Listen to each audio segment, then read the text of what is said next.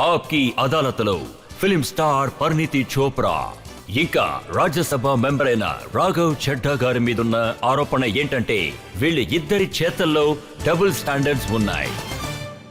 మీరు గమనించారంటే మీ పెళ్లి వీడియో చాలా వైరల్ అయింది. కోట్ల మంది ప్రజలు చూశారు. ఒక నాయకుడు ఇంత గ్లామరస్గా ఇంతకుముందు ఎప్పుడు పెళ్లి చేసుకోలేదు. పెళ్లి అనేది ఇద్దరి మధ్య సంబంధించిన ఒక విషయం. నేను ఒక సాధారణమైన మనిషిని, కానీ ఈవిడ అలా కాదు. ఇంకొక విషయం ఏంటంటే సార్, మనిషి జీవితంలో పెళ్లి అనేది ఒక్కసారే చేసుకోగలడు, అప్పుడప్పుడు చేసుకోలేడు కదా. నేనే నమ్ముతానంటే పెళ్లి చేసుకుంటే దామ్ ధూమని చేసుకోవాలని. ఇంకా మీ ప్రశ్న ఒక న్యాయమైన ప్రశ్నే. ఈ విషయంలో ఎన్నో విమర్శనలు నేను ఎదుర్కొన్నాను. సో వాళ్ళందరికీ ఈ ప్రోగ్రాం మూలంగా తెలియజేయనున్నాను, మెసేజ్ ఇవ్వబోతున్నాను. నేను ఒక డబ్బున్న తండ్రికి నిరుపేద కొడుకుని, ఒక డబ్బున్న భార్యకి నిరుపేద భర్తని. సార్, ప్రజలు ఇది నా మ్యారేజ్ అన్న విషయాన్ని మర్చిపోయారు. సార్, నేను ఒక ఫిల్మ్ స్టార్ని. గత 10 ఏళ్లుగా నేను ఫిల్మ్స్ లో నటిస్తూ వస్తున్నాను. అప్పటినుంచే కాదు, నా చిన్నప్పటి నుంచి పెళ్లి విషయంలో ఎన్నో కలలు నాకు కూడా ఉన్నాయి. ఫైనల్లీ నా మ్యారేజ్ జరుగుతోంది. అందులో నేను ఏ కొరత ఉండకూడదు అనుకున్నాను. నేను మాత్రమే కాదు, మా నాన్నగారు, మా బ్రదర్, వీళ్ళ నాన్నగారు, ఇంకా 4-5 మొత్తం కలిపి. అయితే మేమందరం కలిసి ఈ పెళ్లిని డిసైడ్ చేశాం. అండ్ ఐ ఫీల్ నేను మాత్రమే కాదు, ఈ లోకమంతా మా పెళ్లి చూసిందండి. ఫ్యాన్స్ చూశారు. కాబట్టి మేం పెళ్లిని గ్రాండ్ గా చేయాలనుకున్నాం. ఆ విషయంలో మేమసలు కాంప్రమైజ్ అవ్వదలుచుకోలేదు. ఆ తర్వాత నేను కొంచెం ఫీల్ అయ్యాను, ఫోకస్ అంతా దీని మీదే ఉంటోంది. ఎవరు ఖర్చు చేశారు, ఎవరు చెయ్యట్లేదు. సుఖ్బీర్ బాదల్ ఏం చెప్పారంటే ఈ పెళ్లి ఖర్చులు మొత్తం కూడా పంజాబ్ చీఫ్ మినిస్టర్ భగవంత్ మాన్ గారే ఇచ్చారని. భగవంత్ మాన్ మా అన్నయ్య. ఆయన పెళ్లికొచ్చారు. పెళ్లికొచ్చి ఒక చిన్న కవర్ కూడా నాకు ఇవ్వలేదు. మీరు పెళ్లికి సంబంధించి బిల్లు గురించి మాట్లాడుతున్నారు. రూమర్స్ అనేవి అడ్డదిడ్డంగా ఎలాగైనా వస్తాయి. భగవంత్ మాన్ కూడా జరిగింది. ఆ ఖర్చులు ఇది ఒక పెద్ద ఇంట్రెస్టింగ్ అయిన ఒక కథ. అది ఆయనకి పెళ్లి జరిగేటప్పుడు అక్కడ ఒక పెళ్లి ఏర్పాట్లకు సంబంధించిన బాధ్యత మొత్తం నాకే అప్పగించారు. అది ఒక చిన్న పెళ్లి. అందులో ఫ్యామిలీ మెంబర్స్ మాత్రమే ఉన్నారు. పార్టీ వాళ్ళు కూడా చాలా తక్కువ మంది ఉన్నారు. బయట వాళ్ళని కూడా ఎవరిని పిలవలేదు. సో ఆ పెళ్లికి సంబంధించి మొత్తం బాధ్యత నాపైనే పడింది. అది ఎలాగంటే ఆ షామియానా వేసే దగ్గర నుంచి, టెంట్ వేసే దగ్గర నుంచి, భోజనాలు, ట్రాన్స్పోర్టేషన్ మొత్తం నేనే చూసుకున్నాను. ఇది ఒక యథార్థమైన విషయమే. అది ఎలా చెప్పాలంటే ఆయన పెళ్లి చేసే అవకాశం నాకు దొరికిందని చెప్పాలి. హర్సిమ్మ కౌర్ ఒక ఆరోపణ చేశారు. అదేంటంటే పంజాబ్ నుంచి బుల్లెట్ ప్రూఫ్ ల్యాండ్ క్రూజర్ బండి 800 కిలోమీటర్స్ ఉదయ్పూర్కి వెళ్ళింది అని చెప్పారు. సెక్యూరిటీ ఇవ్వడానికి పంజాబ్ పోలీసులు అందరూ ఉదయ్పూర్లోనే ఉన్నారట. చూడండి, ఇది సాధారణమైన ఒక విషయం, సాధారణమైన ఒక ప్రోటోకాల్. ఇది ఒక స్టేట్కి సంబంధించి హై డిగ్నిటరీ ముఖ్యమంత్రి లాంటి ఒక పర్సన్కి సెక్యూరిటీ ఇవ్వాలంటే ఆయన ఒక స్థలం నుంచి ఇంకొక స్థలానికి వెళ్తున్నారు. సో ఆయన సెక్యూరిటీ మొత్తం, అంటే ఆయన క్రూ మొత్తం ఒక ప్లేస్ నుంచి ఇంకొక ప్లేస్ కి వెళ్తారు. సో ముఖ్యమంత్రి ఎప్పుడు వెళ్ళినా కానీ, ఎక్కడికి వెళ్ళినా కానీ ఆయన జలం మొత్తం ఆయన వెంటే ఉంటారు. ఇక్కడ 2 ముఖ్యమంత్రులు వచ్చారు. ఢిల్లీ ముఖ్యమంత్రి వచ్చారు, పంజాబ్ ముఖ్యమంత్రి కూడా వచ్చారు. సుఖ్పాల్ ఏమన్నారంటే పంజాబ్లోని కాంగ్రెస్ నాయకులు వాళ్ళు ఏమన్నారంటే రాఘవ్ చడ్డా గారు ఉదయ్పూర్లో ఏ ప్యాలెస్లో ఏ రూమ్లో అయితే ఉన్నారో అది 7 స్టార్ హోటల్.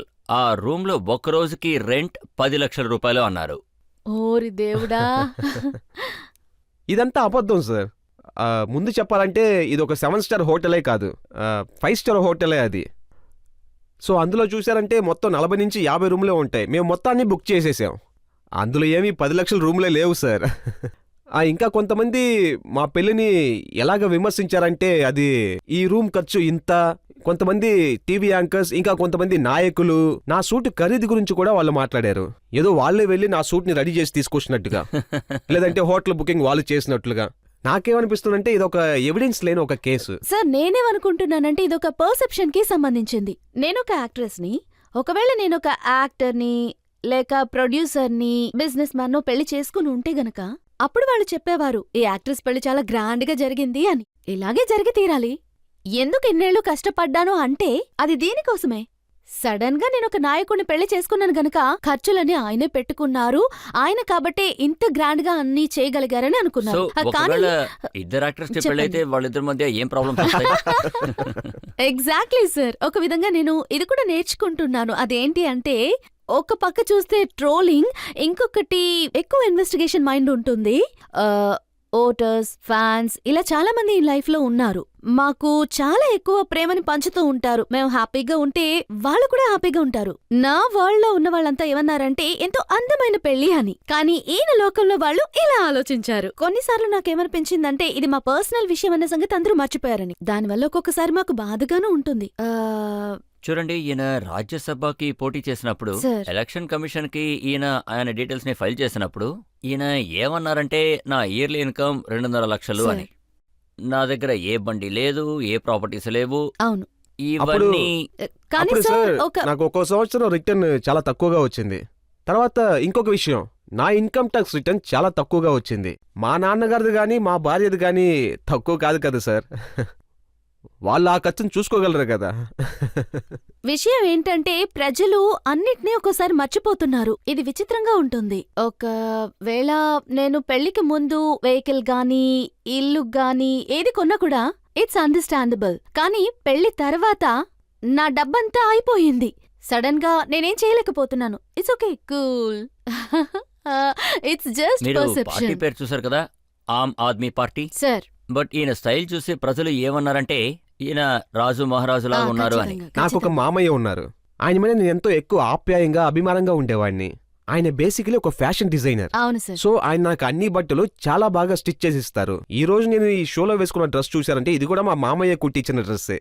సో మామయ్య అలా ఉన్నప్పుడు అల్లుడికి ఎలా ప్రాబ్లం వస్తుంది చెప్పండి సార్. మావయ్యకి అల్లుడికి ఒక డిఫరెంట్ అయిన అనుబంధం ఉంటుంది కదా సార్. సరే, ఇదంతా మీ మావయ్య గారి పనేనని ఫస్ట్ టైం అందరికి తెలుస్తుంది. నేను ఆల్రెడీ మీతో ఒక విషయాన్ని చెప్పాను కదండి. నా మైండ్ లో ఎప్పుడూ పొలిటీషియన్స్ గురించి ఒక ఇమేజ్ ఉంటుంది అని. కానీ అది ఇదంతా చూసిన తర్వాతే మారింది. Politicians can be super stylish, super handsome, young.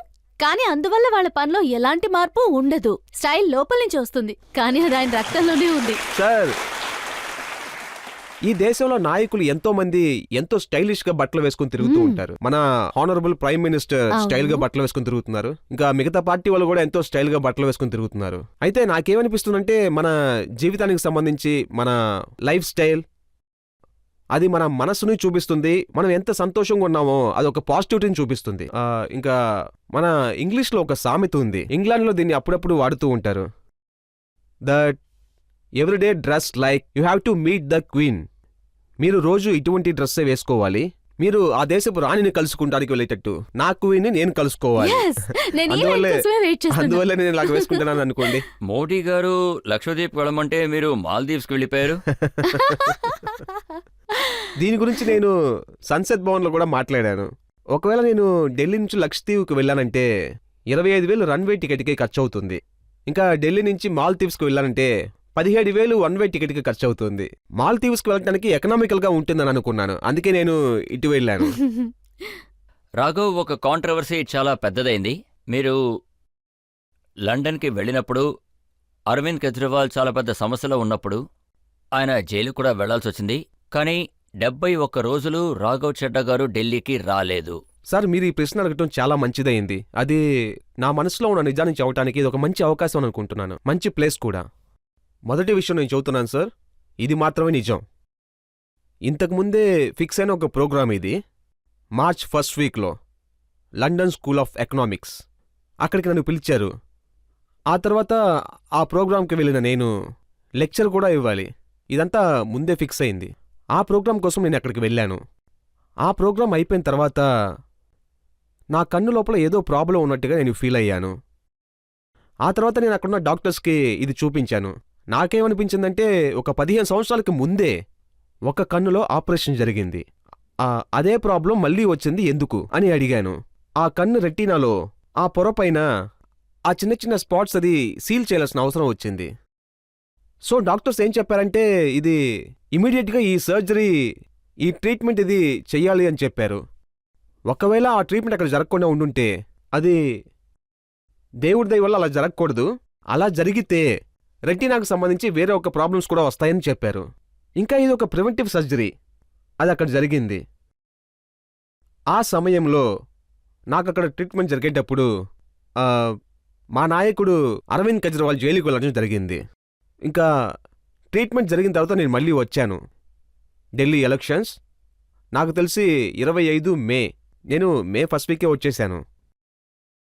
తర్వాత జూన్లో పంజాబ్ ఎలక్షన్స్. సో నేను నెల మొత్తం అక్కడే ఉండి ఎలక్షన్స్ ప్రచారం చూసుకున్నాను, పార్టీ చూసుకున్నాను, రోడ్ షోస్ చేశాను, ర్యాలీస్ చేశాను. ఆ తర్వాత ఒక గాసిప్ మొదలైంది, ఆయన ఎక్కడికి వెళ్ళారు, ఏం చేస్తున్నారా అని.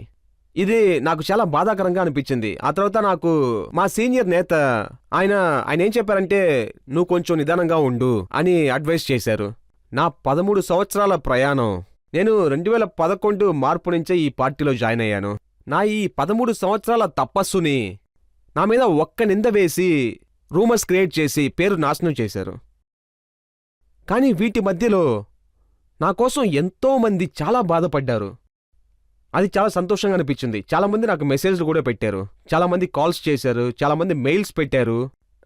నా ఆరోగ్య విషయంలో చాలామంది బాధపడ్డారు, నా కోసం కేరింగ్ చేశారు, నా కోసం ఫీల్ అయ్యారు. అది మా కుటుంబానికి ఒక చాలా కష్టమైన ఒక సమయం. నాతో పాటు మా భార్య ఉన్నారు, మా అమ్మ నాన్నంతా ఇండియాలో ఉన్నారు. అది వాళ్ళందరికీ చాలా ఇబ్బందికరమైన ఒక సంఘటన అది. పర్వాలేదు, దేవుడు మనకు తోడుగా ఉన్నాడు. మేము కష్టంలో నుంచి బయటకు వచ్చేసాం.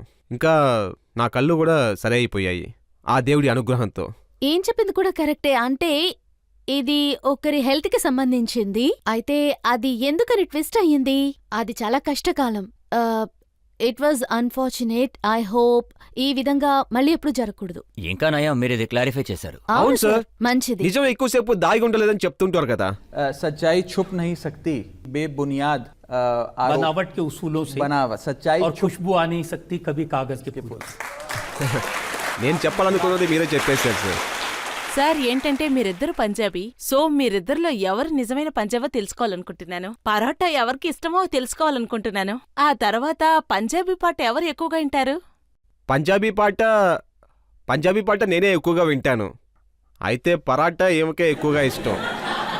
మీ దగ్గర నుంచి ఒక చిన్న రిక్వెస్ట్, మీ పంజాబీ పాటలో ఒక చిన్న డ్యూయట్ పాడి వినిపిస్తారా? ఏంటి, Please, డ్యూయటా? నేను పాడాలా? please.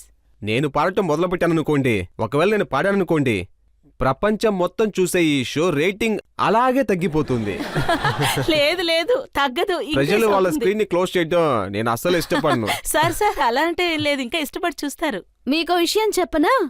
చెప్పండి. ఒక విషయాన్ని చెప్తున్నాను, వినండి. నాకు మ్యూజిక్ అంటే చాలా ఇష్టం. నేను చిన్నప్పటి నుంచి నేర్చుకున్నాను. అండ్ నాకు మ్యూజిక్ గురించి అన్నీ తెలుసని నేను అనుకుంటూ ఉంటాను. నేనెప్పుడైతే రాఘవ్ని కలిశానో ఆ తర్వాత నా మ్యూజికాలిటీ 100% పెరిగిపోయింది.